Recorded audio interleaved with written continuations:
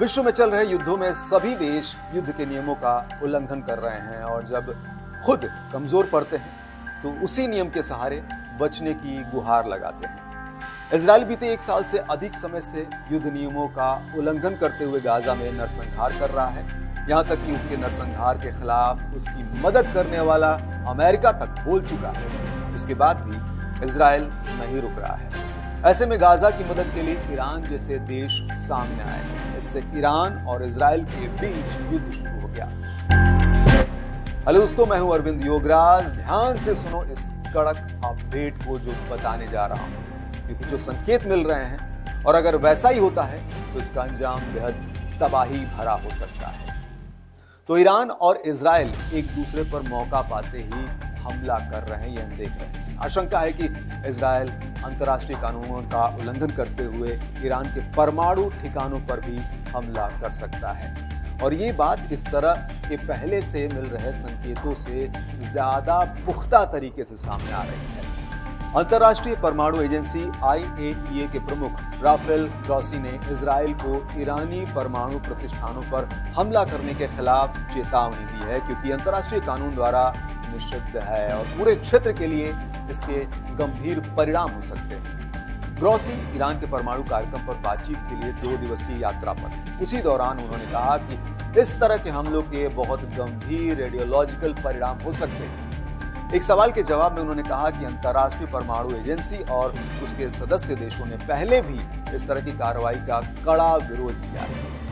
अच्छा, आगे बढ़ने से पहले अगर आप इस चैनल पर नए हैं, देश दुनिया की खबरें जानना चाहते हैं, आपको अच्छी लगती है तो इसे सब्सक्राइब कर लें, घंटी के निशान को दबाकर ऑल कर लें, क्योंकि कड़क खबरों की यहाँ पर भरमार है। तो चलिए वापस आते हैं अपने टॉपिक पर। गाजा में इजरायली हमले और फिर लेबनान में हिजबुल्लाह को निशाना बनाए जाने पर ईरान और इजराइल के बीच तनाव बढ़ गया है। दोनों के बीच कई बार मिसाइल हमले भी हुए हैं। कुछ रिपोर्ट्स में कहा गया है कि इजराइल पहले ईरान के परमाणु ठिकानों पर हमला करने की तैयारी में था, लेकिन अमेरिका ने उस पर ऐसा न करने के लिए दबाव डाला है। हालांकि इस हफ्ते की शुरुआत में इजराइल के नए रक्षा मंत्री ने कहा कि ईरान अपने परमाणु ठिकानों पर हमलों के लिए पहले से कहीं अधिक असुरक्षित है और अब इजराइल के पास अपना सबसे महत्वपूर्ण लक्ष्य हासिल करने का मौका है। आप समझ रहे हैं क्या कहा जा रहा है?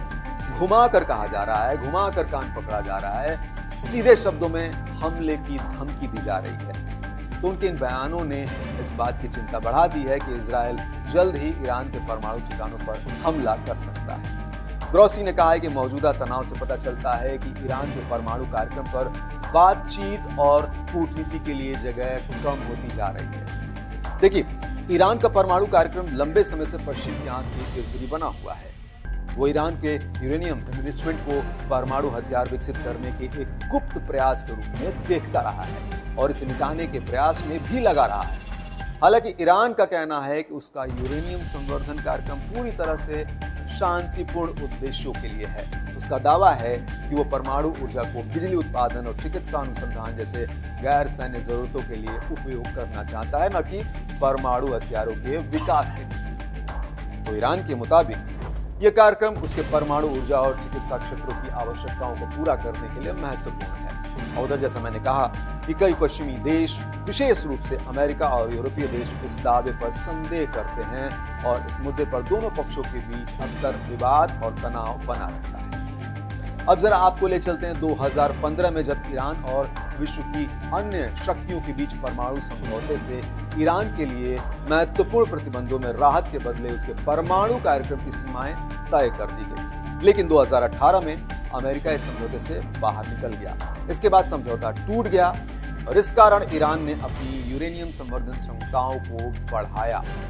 ग्रॉसी के मुताबिक अब ईरान की यूरेनियम क्षमता परमाणु हथियार बनाने के लिए जरूरी मात्रा के करीब पहुंच गई। इधर IAEA ईरानी परमाणु स्थलों पर अधिक निगरानी और सहयोग के लिए दबाव डाल रहा है, लेकिन ईरान ने लंबे समय से परमाणु हथियार बनाने से इनकार किया है और बार बार इस बात पर जोर दिया है कि उसका संवर्धन कार्यक्रम हमेशा शांतिपूर्ण रहा है। पिक्चर में IAEA का रहना काफी इंपॉर्टेंट रोल निभाता है।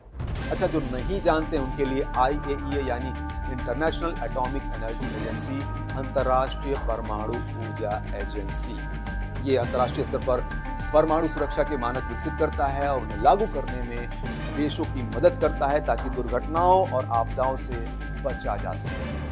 तो IAEA एक निगरानी और सहायता एजेंसी की भूमिका निभाती है और इस पर वैश्विक परमाणु अप्रसार को बनाए रखने की जिम्मेदारी होती है, यानी खतरनाक मंशा वाले परमाणु कार्यक्रमों को रोकने का काम करता है IAEA। तो IAEA क्या सोचता है, ये अंतर्राष्ट्रीय स्तर पर वजन रखता है।